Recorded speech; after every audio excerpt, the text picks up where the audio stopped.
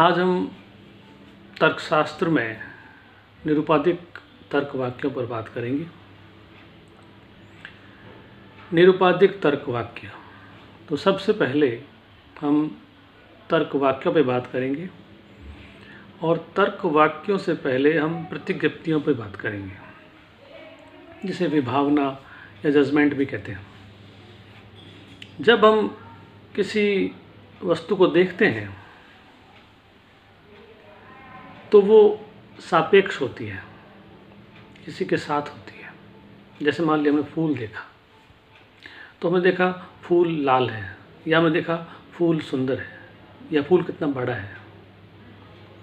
तो जब ये जजमेंट होता है कि फूल लाल है तो ये प्रतिज्ञप्ति कहलाती है। या हम सोचें फूल पीला है तो ये एक निर्णय है, एक प्रतिज्ञप्ति है जो मस्तिष्क में होती है।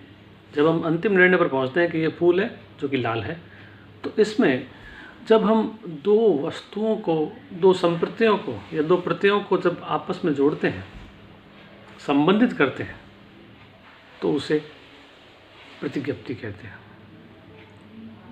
और हमारे तकरीबन सारे विचारों में दो संप्रत्यय कम से कम जुड़े होते हैं। वो आदमी कितना ईमानदार है, तो आदमी और ईमानदारी। फूल जैसे लाल है तो फूल और लालिमा।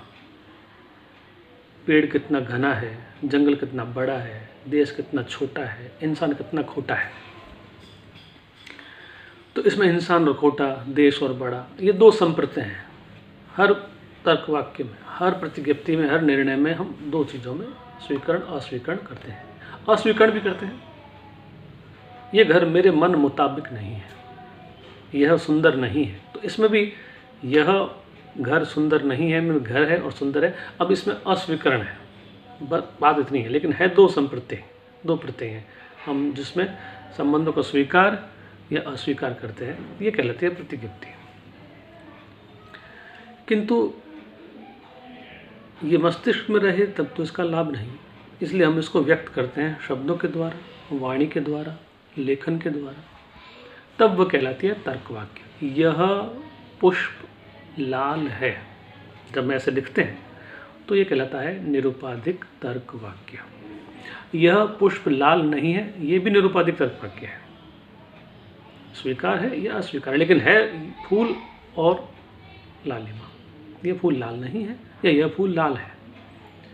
तो हम फूल में और लालिमा में या तो संबंध को स्वीकार करते हैं या संबंध को अस्वीकार करते हैं। फिर इसके अरस्तु ने इस संबंध में कहा है कि जो इसका पहला जो हिस्सा है, फूल, जिसके बारे में कहा जाए, वो कहलाता है सब्जेक्ट, और जिसे हम कहें उद्देश्य। हिंदी में कहते हैं उद्देश्य, अंग्रेजी में कहते हैं सब्जेक्ट। फिर लाल, अंग्रेजी में से कहते हैं प्रेडिकेट, और हिंदी में से कहते हैं विधेय। तो उद्देश्य और विधेय तर्क वाक्य के दो हिस्से होते हैं। एक होता है उद्देश्य पद, जिसके बारे में कहा जाता है, और दूसरा वाक्य पद होता है विधेय पद, जो कहा जाता है। यह मनुष्य ईमानदार है, तो मनुष्य हुआ उद्देश्य और ईमानदारी हुई विधेय। सभी बच्चे नटखट हैं, बच्चे हुआ उद्देश्य, नटखटपन जो हुआ वो हुआ विधेय। तो जो भी, जिसके बारे में तो वो उद्देश्य, और जो कहा जाए वो विधेय। अब अरस्तु ने, कुछ लोग तर्क वाक्य में दो पदों के साथ साथ एक संयोजक को भी जोड़ते हैं। संयोजक दो प्रकार के हो सकते हैं, या तो हाँ वाले या ना वाले, यानी स्वीकारात्मक और नकारात्मक, निगेटिव एंड पॉजिटिव। यह फूल लाल है, ये स्वीकारात्मक है, पॉजिटिव है। ये फूल लाल नहीं है, ये नकारात्मक हुआ। तो एक तर्क वाक्य में तीन चीज़ें होती हैं, उद्देश्य, विधेय और संयोजन।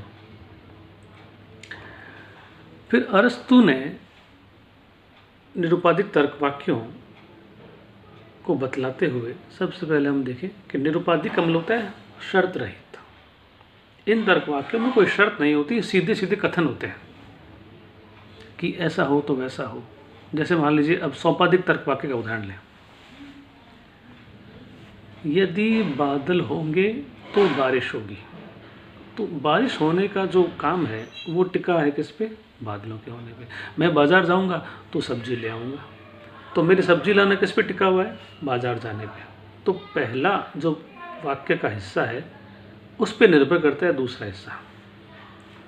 इसके भी दो हिस्से, बाज़ार जाऊंगा तो सब्जी लाऊंगा। तो निरूपवादी तर्क वाक्य इस तरह के तर्क वाक्य नहीं होते, उसमें सीधे सीधे स्टेटमेंट होती है, यह फूल लाल है, यह फूल लाल नहीं है, सीधी सीधी बात, कोई शर्त नहीं कि ये फूल तभी लाल होगा जब वो होगा, ऐसा नहीं, सीधे सपाट। अरस्तु ने इन तर्क वाक्यों को इस प्रकार से बांटा कि इन सभी का एक वर्गीकरण किया उसने कि तर्क वाक्य जो है वो 4 प्रकार के होते हैं। उसने उन चारों तर्क वाक्यों को बड़े स्पष्ट रूप से समझाया है। आगे हम इसके बारे में बात करेंगे।